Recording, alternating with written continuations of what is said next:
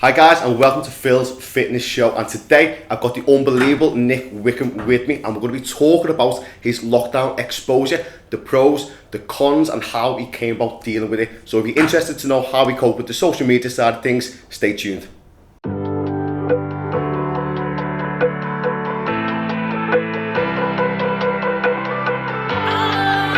Welcome, Nick. Thank you very much for joining me today. Thanks for having me, man. My pleasure. Brilliant. So I just want to talk about your lockdown exposure, because the last 12 months for you must have been, I can't even imagine, it must have been absolutely crazy.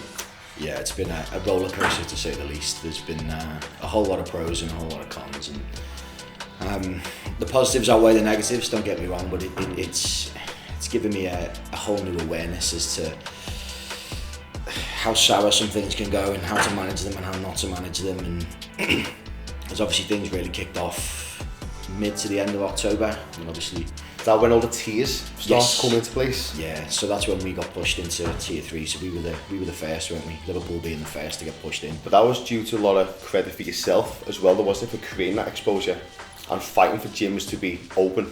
Yeah, of course. So when we got pushed into the tier 3 situation in Liverpool, it was 4 or 5 days prior to that announcement. It was said that Liverpool are going into tier 3, and the legislation was put out online, the draft legislation, and fitness centres and gyms were not to be included in the forced closures. And then when it come to the Prime Minister making the announcement, he rolled gyms and fitness centres into the forced closures, and that was the day before tier 3 was to come into effect. Now myself and a handful of gyms at the time local to me, we said, look, we're not going to close, we're going to keep our doors open, and we can do this. We weren't being reckless, we weren't saying, COVID's not real. There was none of that whatsoever.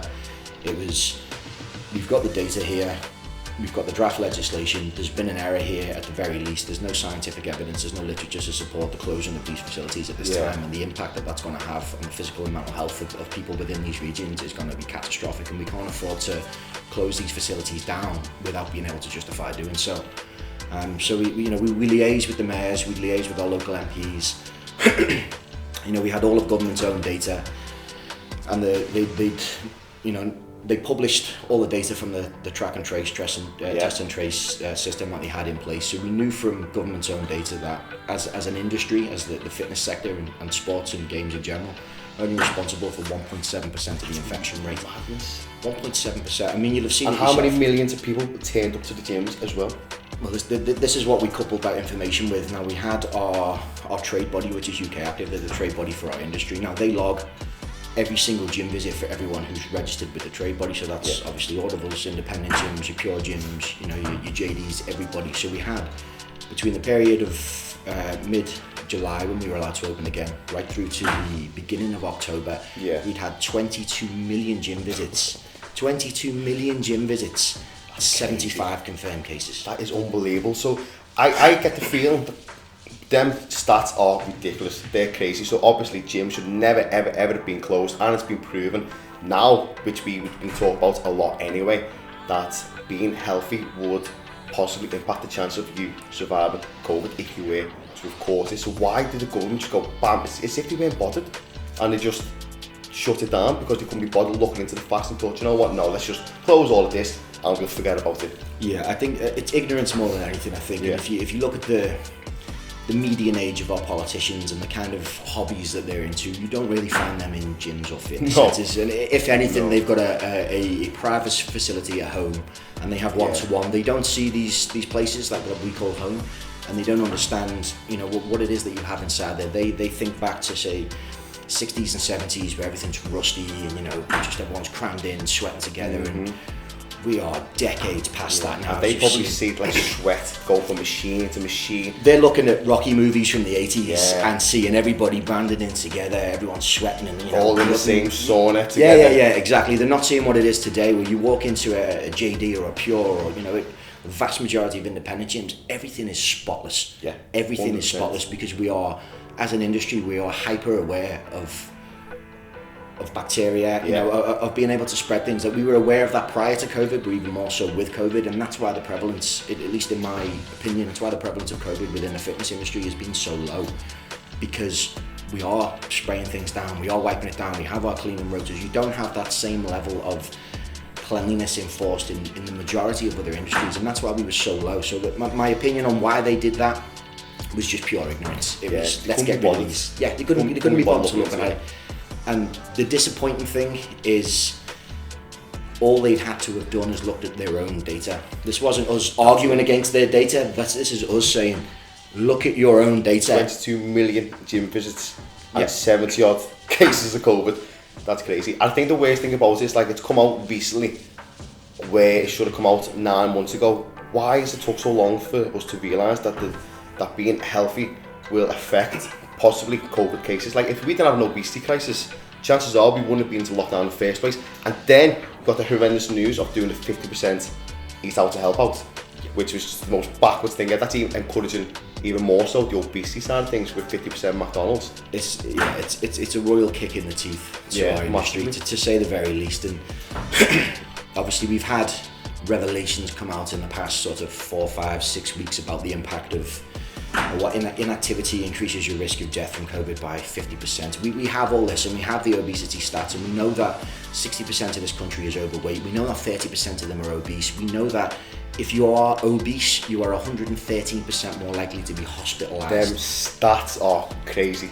You are 48% more likely to be either critically ill or die from COVID if you are obese. Now, government's response to this data, and we've had the link between obesity and a compromised immune system. We've had this data for decades. This isn't new.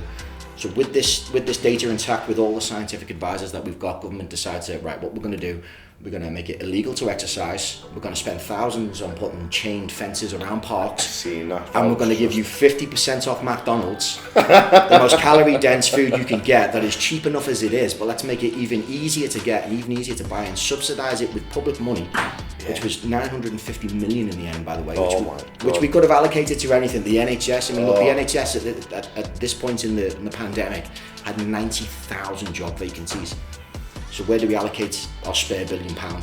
Do we give it to the NHS? Do we subsidise, incentivise, staff jobs with the NHS? No, what we do is we give 950 million, the majority of which went to McDonald's and Burger King. 950 million on massive chains that don't need any more money. Yep. And like I say, the worst thing about it, I think I've seen bigger queues now in the fast food chains more than ever before. It's terrifying. Like I drive past McDonald's and there's about 20, 30 cars deep. Yep. For chicken nuggets. Like, what are you doing? I don't get the incentive. So why is it really annoys me. Them stats, I've never heard them stats before, and they are absolutely backwards. So why is it the fact that gyms were closed for such a long time? And 50%, well, it is down to ignorance, as you said, and you couldn't be bothered looking into it really. That's what the thing is. It was right, we've got all these cases now, the whole of the UK has gone to shit, let's just close down. Let's not care about anything else, let's close down. Yeah, we took our emphasis away from health and focused on the death and misery, and that's not me downplaying the severity of the situation. It's been a dire time for the entire world, not just for us, but just for the country. But we got fixed in this lane, fixed in this mindset of anybody who says anything against the narrative that government were pushing, which is if you do anything you will die or kill someone. So government had several ad campaigns that they were running during this time, and they had one specifically which was a queue of people lining up for a coffee outside a coffee store, and the line underneath it was something along the lines of, a coffee could cost somebody's life, do you really need to do this? So they're demonising coffee. Yeah, that was one thing. This is at the same time they're giving you 50% off to go and queue in the McDonald's queue. That's fine, but coffee, which has tons of health benefits that could kill someone. And then to top it all off, the worst campaign that they had that I seen was one demonising runners, and it was banners all over the place, a picture of somebody running. Runners most likely have COVID. Oh my God. Now they spent thousands of your money, my money, all the taxpayers' money on this campaign with no scientific evidence to support the claim, to the point where the regulator actually stepped in and said to government, you need to take this down because it's misinformation.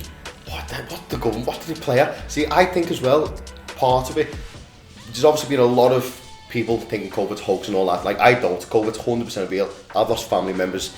A lot of people have. Like, millions have died, and it's as simple as that.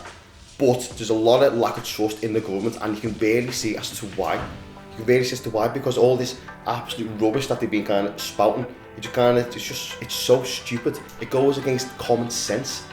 Like, as you said, a lot of the government, all the MPs, they're not exactly fit, they're not exactly healthy themselves. If they were, then they probably would have took a much different approach to the whole situation. But they just go so backwards. 100%, and they didn't liaise with anybody in our industry, and we've got some of the greatest minds in relation to health and fitness.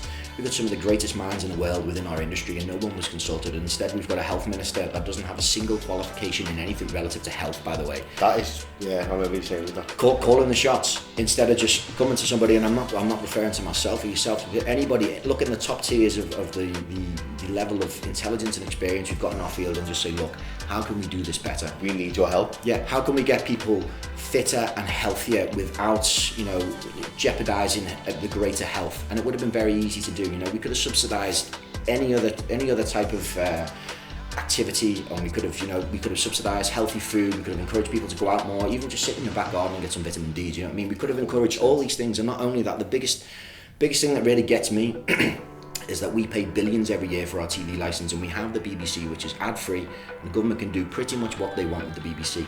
Did you at any point see any live workout classes? They could have paid a PT £30 for an hour to go on television and do a live workout for people to do at home through the afternoons. Yeah. We didn't see that. We've seen hour after hour of death and misery on the news, it just increasing the obesity, the depression crisis that we've got in this country. The fear factor. Like, my mum and dad were petrified to leave the house because they were just watching the news every single day.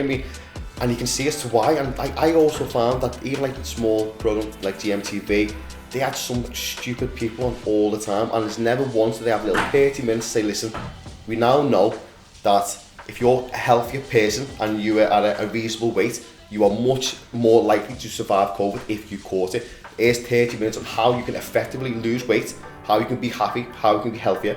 But there was none of that.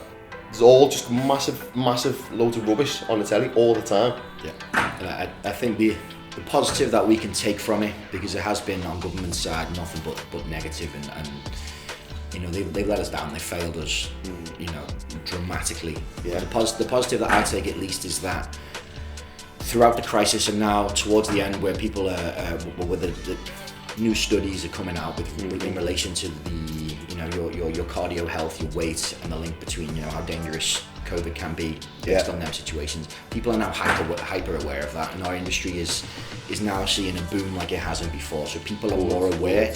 So we've got positives to take from it. I think the lesson that we need to take on top of that is they're not going to do it for us. They're not going to look after us.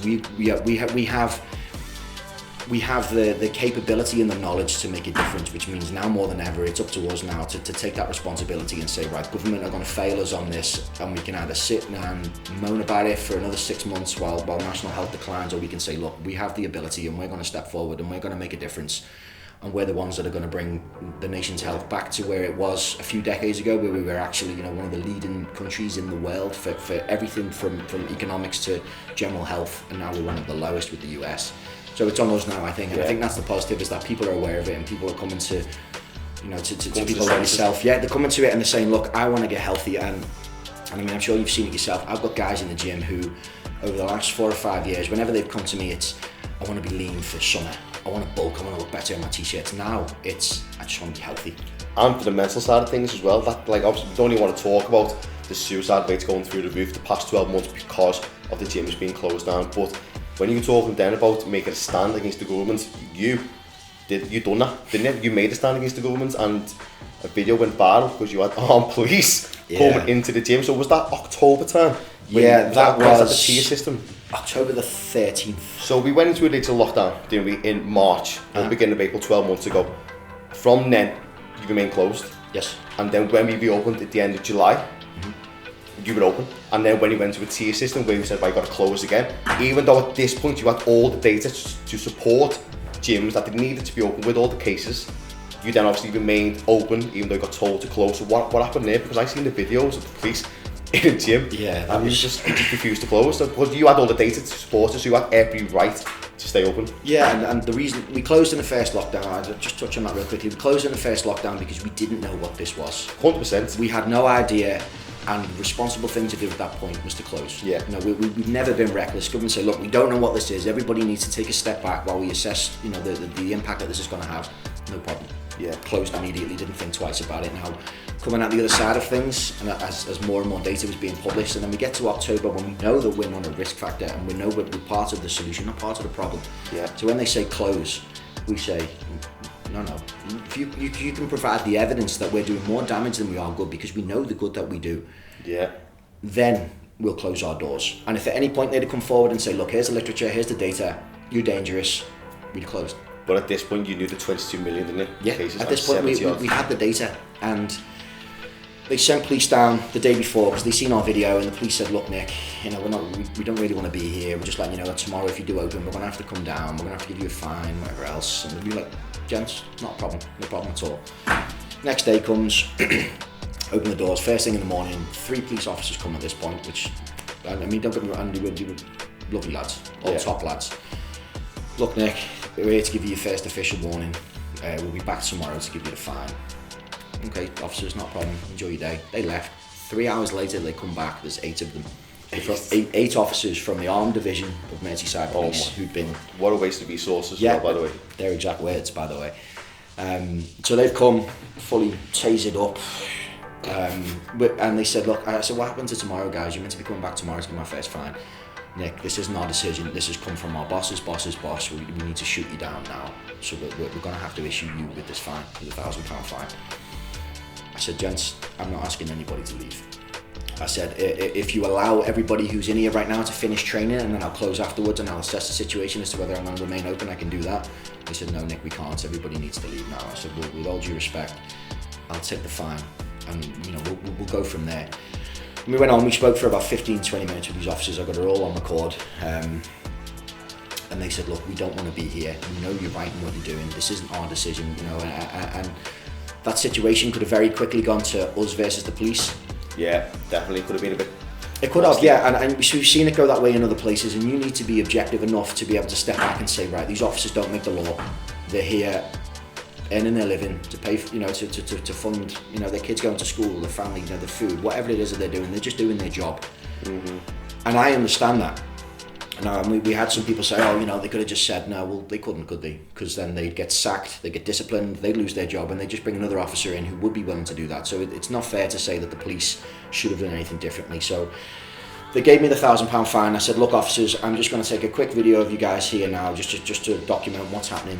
I said, do me a favour, just make sure you stood enough apart so you don't get in any trouble. You've got your masks on. They were like, yeah, Nick, no problem, it's your place. So I panned past them, 5 seconds, zoomed into the back wall of the gym.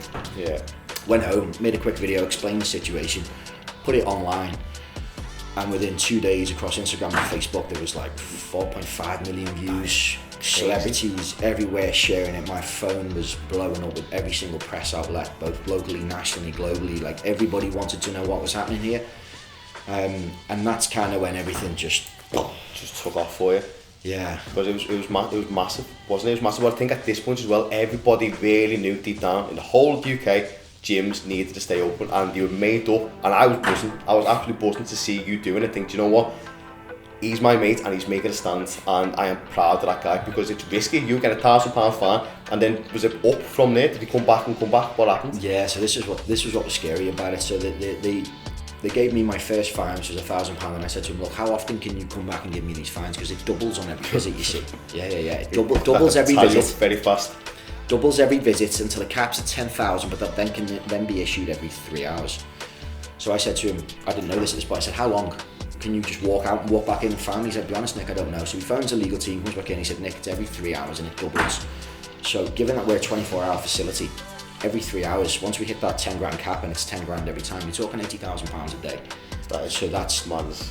We'd have been finished. If we'd have got them fines, we'd have been finished in a day. So that, we were all in. It wasn't a publicity stunt. We never knew that there was ever going to be that kind of exposure we got. It was, look, we just need to do the right thing, regardless of the consequences. Because you want the data in front of you. It's as simple as that. Exactly, yeah. We can see that closing us down at this point now is going to do a whole lot of damage to a whole lot of people, both in terms of their mental health and their physical health, and we have to take a stand, knowing that a day's worth of fines is going to collapse the business for good. But could you live with yourself where you had an opportunity to stand up and didn't, and then further down the line when you see the COVID death toll and you think, could I have made an impact on that, even if it's a small impact? You couldn't. Well, I personally couldn't live with that, and I know most decent people couldn't. So we stood up, And we came to an understanding with the police, which I think was absolutely beautiful, to be honest with you, because they really didn't want to be doing this. They didn't want to be in that situation.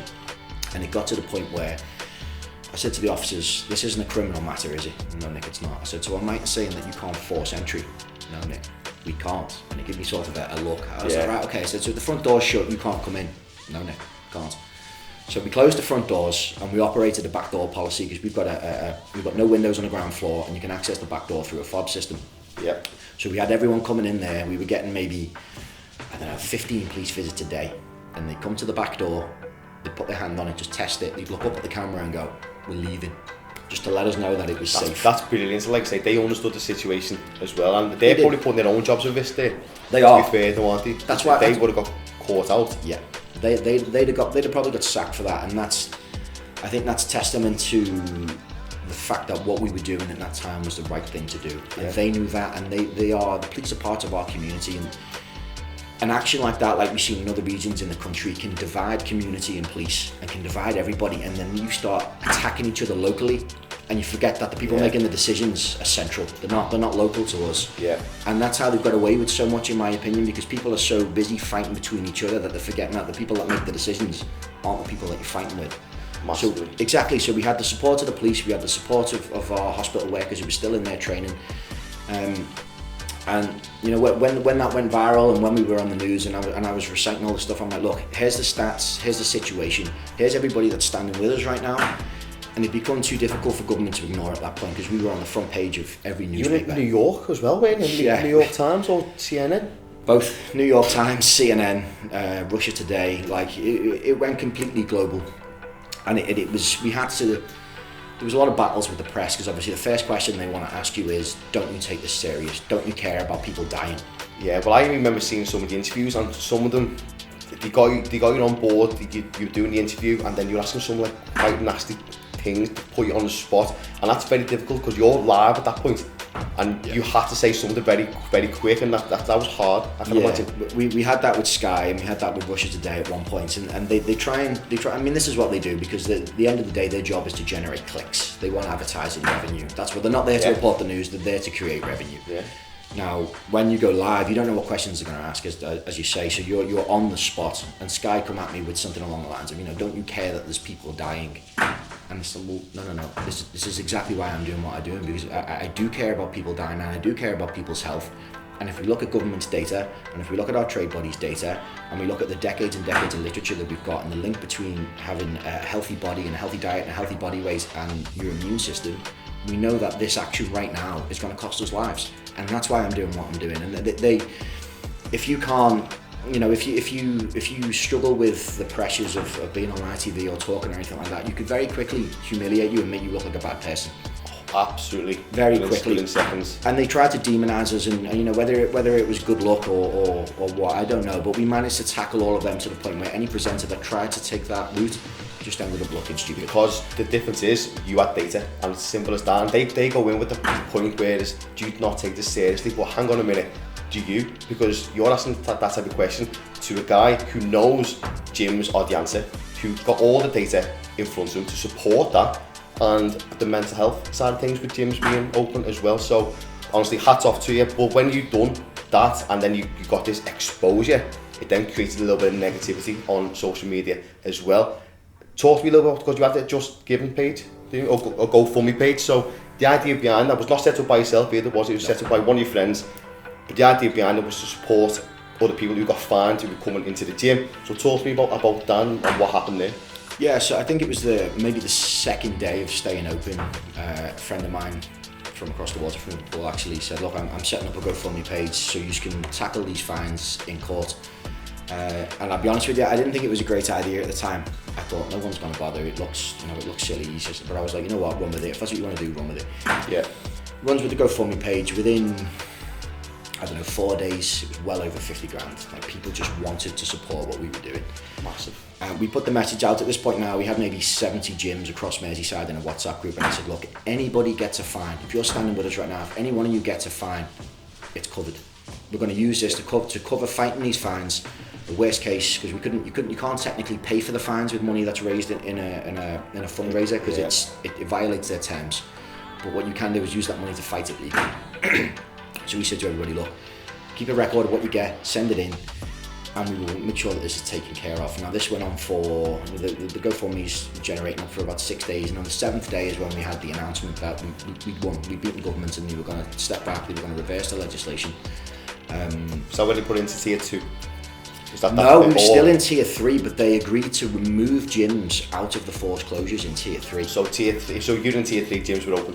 Yes, correct. Which ended up being, we had maybe 40 million in tier 3 at one point. Yeah. There was about 4.5 to 5 million gym users in that region. So that's, had we not acted, we would have had gym access removed from 5 million people. And if you look at the health benefits to them having access to and how long was that for before we went back to? Just a couple of months, wasn't it? Yeah, it was, yeah. And it was a long time, but you know, when we got the announcements that we'd won, I said, right, I don't want this money.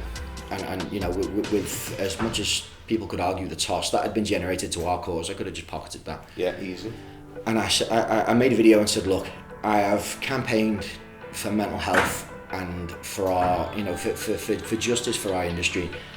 I said, and it would be hypocritical for me to take people's money, put it in my pocket to do, you know, just to benefit myself. So I said, look, this is what's going to happen. Every single penny that's in that pot, we're going to donate to local charities, local mental health charities. We're going to work in partnership with the council, because I've met with the council at this point, met with the head of our council, met with the mayors, and met with, you know, quite a lot of the top tier staff from some of the biggest corporations within our industry. And I said, look, we're going to take this 53, I'm going to speak to everybody that's involved with the council. We're going to try and turn that 53 into something like closer to 80 or 90.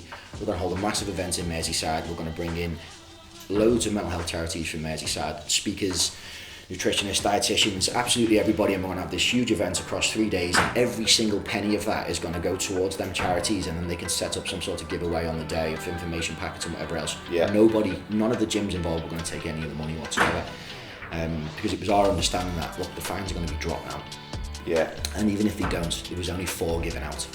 Okay. I had 1, my partner in gym had 2, and there was another one across the water that had another, so there was only £4,000 there, and I'd have paid that myself out of my business just so we could have this event. Yeah. In my mind, we've gone through such a hard time, and everybody's separated and divided and segregated. If we can bring everybody together, and everybody within our industry, all the gyms, the independents, the corporates, the pure gyms, the David Lloyds, all the personal trainers, all the top speakers, if we can bring everybody together and just have a huge positive event where we focus on a health. massive healthy community and just education, because like you talked before, like education is massive, and the BBC News and all the other news channels were just scaring people. Yeah. And there was no education. Yeah. So it was just big, wasn't it? So the idea of it was to prevent us landing in a similar situation, or at least give people the education that they need, the information and the contacts that they need to prevent themselves falling into bad health, because we will, on a long enough time scale, we are going to face another pandemic. Nobody will argue the toss. No epidemiologist will say to you, we're never going to have another one. It's just a matter of how long. Yeah. So we need to be better prepared. So that was the idea for the event, something positive, bring the community together, show that level of unity that we'd shown in supporting this, and how we got government to overturn this decision. And that was the plan, and things went a little bit sour, and we had people from, this was further in now, this was sort of like mid-November. Yeah. We had people from the south of the country saying, you know, oh, where's the money? These are people that don't go to the gym, by the way. People that have got nothing to do with our industry. I've seen some of the videos. I mean, I've been following you for years anyway, but I've been following your journey through this, and I've seen the boom that you got from it, like a lot of the exposure. But then I started seeing a lot of the negative videos. I just thought, you haven't got a clue. You've not even spoken to this person directly, yet you're willing to make a video criticising this person without even having any form of communication. So you're going based off assumption. You're creating a video to your millions, potentially, of followers that they've got. And they knew that a video, they probably done it selfishly for themselves to kind of get that. It's exposure, exposure. It's people. So how did you deal with that then? Not well, if I'm honest, initially at least anyway, because you know, we were getting, at the height of the campaign, we were getting between 5,000 and 10,000 DMs a day just on my Instagram. Oh, that's not LinkedIn, Twitter, Facebook, that's just Instagram. To the point where it was taking that much of a toll on me, I had to bring on some of my staff from the gym to manage my accounts, to the point where I had 4 of my friends managing my account, and they were filtering out the negative messages. so that I wasn't exposed to it, because it was taking that much of a toll on me. Because, you know, as we were saying before we started recording, you can go down 100 positive comments, people, you know, some of the nicest comments and some of the nicest people you'll ever see. Yeah. Get to the 101st comment, which is just probably a troll on a fake account saying something really horrible. That affects you. You're done for hours then, yeah. Your head is down, you start to question yourself, am I doing something wrong? Yeah. When proportionately, should that one person's comment matter against all the hundreds of positives? It shouldn't. But it does. It does, and that's the way that we are. And obviously, and that's why the news does what it does. That's why if it bleeds, it leads, because they know people are far more interested in the negative stuff, because we've just got a heightened awareness for it. So when you see that, it kills you off. So I couldn't engage in it anymore. I had a pretty nasty breakdown, and I said, look, we're going to manage it. We're going to filter out the comments, filter out the messages for you. You deal with your primary inbox, we'll deal with the general. Yeah. And that's how we went on like that. And I'd still see some stuff popping up, death threats and all kinds of crazy conspiracies. Death threats as well? Yeah, well, people. Bloody hell. There was, you've done so. It baffles me because you've done so well. So the main part of that was it the money? Because I remember you telling me that you went on holiday, which is in everyone's right to go on holiday. It was just a holiday, yeah. And they accused you of all kinds on that. Yeah, this is what's funny. So I mean, I've never had access to that GoFundMe pot ever. At any point to this day, I haven't had access to that, and I went to do a podcast with my friends Ben and Lucy over in Spain, and I paid £60 for a return ticket. I got my accommodation for free. We ate on a barbecue every night. We just used the local butchers. The whole trip must have cost me about £120. Yeah. And some of the comments were, "Oh, we spent all that money on these lavish holidays," and I'm like, hang on a minute. What? This year I've been to Spain, which has cost me £120. The year before I've travelled the entire world. But this year, me going to Spain means I've spent all this money. Yeah, but last year, all the holidays and all the travelling that I did, let's forget about that. Let's just focus on this. And it was nuts. But it all started with a phone call, a recording that I got of Wirral Council. Now, this was the day before the victory was announced. Now, just by chance, one of the other gym owners who was campaigning with us had called the Environmental Health Department of Wirral Council first thing Monday morning just to get an update on the situation. Now, what had happened was that member of staff had accidentally answered the call as she'd gone into her 1 hour Monday meeting with the council. And within that meeting, they were trash talking me hard. They were saying some pretty horrible stuff. This is the council. This is an entire department within the council. Wow. Yeah. And they were saying, look, we know that they're right. We know that they've won. We know that legislation's getting overturned, but they've embarrassed us. And because of that reason, we've got someone trying to take the money off them. We're going to trying to take the GoFundMe down, even though at this point they knew it was going to charity. We're going to try and take the money down. Wow, we're going to target them. Yeah. So we had this whole meeting, the whole 1 hour meeting on record. So I made a video, which again, that went viral as well. That was like 4 million views. I said, look, this is what we've got. I didn't name no names. And then the council reached out to me then and said, look, can we talk? Basically. Yeah, because they panicked and didn't. Yeah. They knew that they were in a lot of trouble. The news obviously started to cover that. I had this phone call. I probably shouldn't mention the name of the paper. A particular paper offered me 10 grand to release this phone call. I said, I'm not interested. And I sat down with the council and we had a conversation. We met in the town hall, met with the leader of the council and the relevant department. And the first thing I said to them is, look, I'm not here to blackmail, threaten or anything. I said, but I have got one request before we begin this conversation. He said, what is it? I said that nobody gets sacked. And he looked at me confused, as if to say, no one from the council gets sacked. And that's superb, isn't it? They looked at me confused, as if to say we were expecting the complete opposite. And I said, look, I'm campaigning for mental health. I said, the leader of our council right now, who's sat in the room, I said, is off Twitter right now because of the abuse that she's been subjected to because of the Tier 3 legislation, which she had nothing to do with. I said, if I go public with this recording, that's going to be 5 people's lives ruined. Keep in mind, we're 4 weeks shy of Christmas at this point. That's their jobs lost. They're going to get online hate, in-person hate. They're going to lose their jobs, which means they're not going to be able to provide anything for their kids for Christmas. That's 5 lives ruined. Yeah, and like I say, the damages of social media as well is enough to tip someone over the edge. Yeah, and I've been frustrated in the past to the point where I've done things I wish I wouldn't, and I'm sure you have. We were all guilty of that at some point, where we get frustrated to the point where we do or say things that we don't mean and don't best represent our character. And that's how I see that situation. They were frustrated. We were all where we've been locked down. The world is a mess. They've had a bad conversation. Now, is it right for me to campaign for mental health and then ruin their lives by releasing this tape? And I got subjected to so much abuse from a small minority, but a loud minority, saying that I'd sold out to the government. I was a government spy. I was a shill. It's all been part of the plan. It's all been staged. Yeah, and I was like, hang on a minute. You supported me because I stepped forward in the interests of mental health and physical health and economic health. But when I actually put that into practice, I'm part of I'm a bad guy. I said, no, I'm going to practice what I preach, and I'm going to protect these people who've made a mistake. And that's kind of where it all started, because I got a lot of people who enjoy conspiracy, should we say, jumped on the back of that, because obviously there's a government conspiracy, they're trying to take him down. And they wanted me to act on that, and they wanted me to go after the council and all this, but I was like, hang on a minute, look, I've got an opportunity here to meet with the head of the council face to face and have a conversation and build a relationship which we could then build on again and help our community. Yeah, or get them an understanding of where you're coming from. Exactly, or I can burn bridges now, I could sell it to the press for 10 grand, ruin all their jobs, ruin any chance of me ever working with the council to make our borough a better place. How is that going to help anybody, in the bigger picture? And it's not, and that's where it started. And then them same people chirped up about the GoFundMe, as you say, where's the money, to the point where I had to have the GoFundMe organiser screen record the bank balance where the particular money was held, jumping back between dates and news articles to show that it was it was present day. It's awful, because that takes up so much of your time. There's so much hate.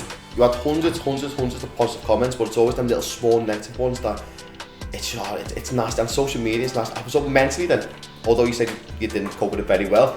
Are you a lot better now? That's the question I want to ask you. Are you better now? I'm a lot better now, yeah. Because as it calmed down, have people got the trust back in you? Oh yeah, I mean, they don't get me wrong, 99% of people were super positive, but the 1%, that's less than 1%, 0.1%, they're very, very vocal. And you keep seeing that to the point where you think, I've got to defend myself here, because these people are running away with it, and it sounds believable, because you look at the holiday that I'm doing, someone say anything negative about you promoting your own clothing brand, which you've had for, is it 7 years you've had that? 11 years this year. You've had a clothing brand for 11 years, which is run mainly through your page as well. Yeah. And then you put one post about your clothes, which is an unbelievable clothing range, by the way, raw iron, but you got slated for doing that. And you know what the funniest part was? That was a 70% Christmas sale that I put on, that we took a loss on every order. And my reasoning for that, which I put out before that comment, was people are short on cash, people have been furloughed. We're going to do our best to try and help you get someone that you love something for Christmas that looks like it's more value than it's cost you. So look, we're going to give every single order out at less than it costs us. We're going to take a loss on every order, just so people can get something for somebody that they love for cheap. Yeah, I got a few tops. We had a massive uptake of that, and it was super positive. And some lady said to me, "You're disgusting what you're doing. You're misusing your platform that we gave you to promote your own business." I can't do right from wrong here. I really can't. But once again, you would have pleased thousands of people. Yeah. 70% off, but that one woman who you know it will get you, won't it, and eat away at you. But you get used to it after a while, because the sort of the turning point for me was when I was looking on other people's pages who I know are super positive and do really good things, and seeing the same kind of comments. Yeah. And realising that this isn't unique to me. This isn't because I'm a bad person or I'm doing bad things. It's just that some people just can't help themselves but talk trash. My page is the same. I've got nowhere near the level of exposure like you've got, but you still get the odd one comment every now and then, and it does make you question things. I mean, mine's not on your level at all. So if you were to get a comment, it's gone viral. That comment, sometimes people jump on that negativity all the time, and they want to know what's going on. Yeah. But it's crazy. So the pros and cons then of having, obviously a lot of pros because you got all the exposure, which is fantastic, and you totally deserve the exposure for standing up for what's right, putting your own business and yourself at risk with the fines. Like we obviously the fines didn't really happen as such, but you got the threat that you're going to be every 3 hours, and you still remained open because you knew what was right. And at that point, the government changed the mind with the gym closures being in tier 3 of 4.5 million people, but then having gym access, which even in that 4.5 million, I can guarantee there would have been a good few lives who were saved with the mental aspects of things, because I know how important the gym is for my mental health. It's huge, it's everything. So there's massive props and a massive congratulations to yourself as well in that aspect. And millions of other people hopefully going to be tuning in, but saying thank you very much as well. I appreciate the support. But so thank you very much for coming on today, and it's been unbelievable. Lovely to chat to yourself about all of that, and it's quite interesting to have seen it from my perspective face to face, because I've only ever seen it online, and I was a massive fan of yours anyway, but now I'm even bigger fan, and it's been a pleasure to have you on board and speak to yourself. Likewise, man. Thank you very much. I appreciate it. Awesome.